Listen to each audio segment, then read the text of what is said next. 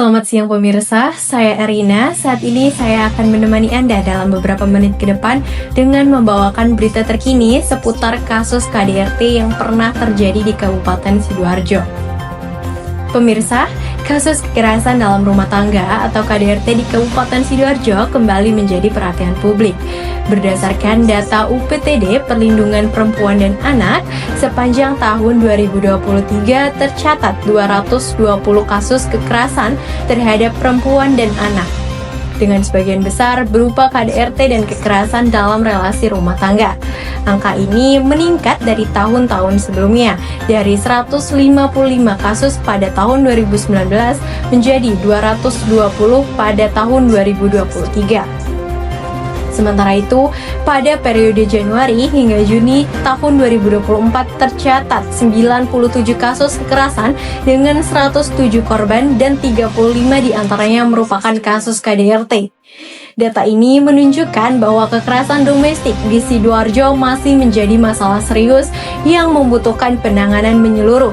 Dari sisi psikologis, para korban umumnya mengalami dampak emosional yang mendalam seperti trauma, kecemasan berkepanjangan, hingga depresi, di mana mereka merasa tidak mampu keluar dari situasi kekerasan karena faktor ketergantungan emosional maupun ekonomi. Sementara itu, secara antropologis, para ahli melihat bahwa sebagian masyarakat masih memegang kuat norma patriarki dan budaya menutup rapat urusan rumah tangga.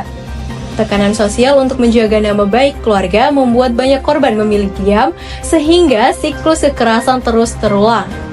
Untuk mengetahui kondisi dan respon masyarakat Sidoarjo secara langsung, kita akan menuju ke rekan kami yang sedang berada di lapangan. Baik, kita sudah terhubung dengan rekan saya, Devina, yang berada di Sidoarjo. Devina, bagaimana situasi terkini di lokasi dan apa tanggapan masyarakat terkait meningkatnya kasus KDRT ini? Baik, terima kasih Erina atas kesempatannya. Saat ini saya berada di lokasi bersama narasumber yang ada di lokasi. Baik, kakak boleh diperkenalkan diri dengan siapa? Nama saya Zahwa dari Kabupaten Sidoarjo. Baik, langsung saja ke pertanyaannya. Dalam kasus KDRT biasanya masih sering terjadi karena masih banyak budaya patriarki yang dinormalisasikan. Menurut kakak, apakah di daerah ini masih sering ditemukan budaya tersebut?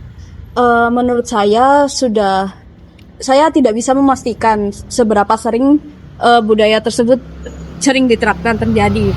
Namun saya pernah menjumpai kasus KDRT seorang bapak kepada anaknya, yang mana anaknya itu tidak berani melapor sehingga kasus tersebut masih terjadi. Juga faktor lingkungan yang lain seperti masyarakatnya itu kurang peduli kepada korban sehingga dibiarkan begitu saja urusan mereka. Jadi masih terjadi tapi tidak terungkap saja. Iya. Oh ya. Dan apakah kakak masih menjumpai tekanan dari masyarakat di mana perempuan harus tetap menjaga nama baik keluarga dan tidak boleh banyak menuntut? Saya kurang menjumpai. Ada walaupun tapi sudah sedikit, itu karena pengaruh media sosial. Media sosial itu membuat para pemikiran orang-orang itu lebih lebih terbuka gitu. Oh, baik. Apakah di sini pola patriarki masih sering terjadi atau sudah mulai berkurang, Kak? Walaupun masih terjadi dijumpai tadi, namun kasusnya sudah berkurang lebih sedikit daripada tahun lalu. Baik. Tahun-tahun sebelumnya. Menurut kakak, apa yang bisa dilakukan agar budaya patriarki ini bisa berkurang dan menjadi hal yang lebih positif?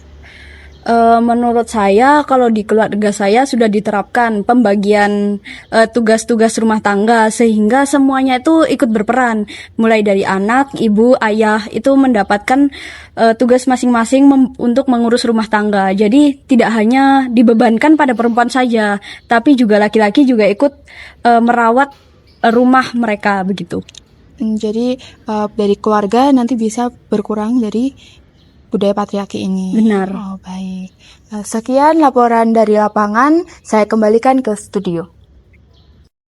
Terima kasih Devina atas laporan langsung dari lapangan. Pemirsa, meningkatnya kasus KDRT di Sidoarjo menunjukkan bahwa kekerasan dalam rumah tangga bukan hanya persoalan individu, tetapi juga isu sosial, psikologis, dan budaya yang harus ditangani bersama.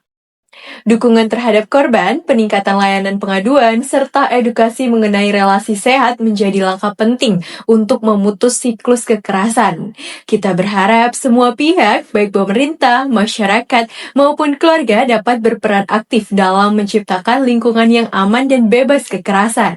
Demikian laporan kami mengenai perkembangan kasus KDRT di Kabupaten Sidoarjo. Tetap waspada, saling menjaga, dan jangan ragu untuk melapor jika melihat atau mengalami tindakan kekerasan. Saya Erina, pamit undur diri dari segmen ini. Sampai jumpa di informasi berikutnya.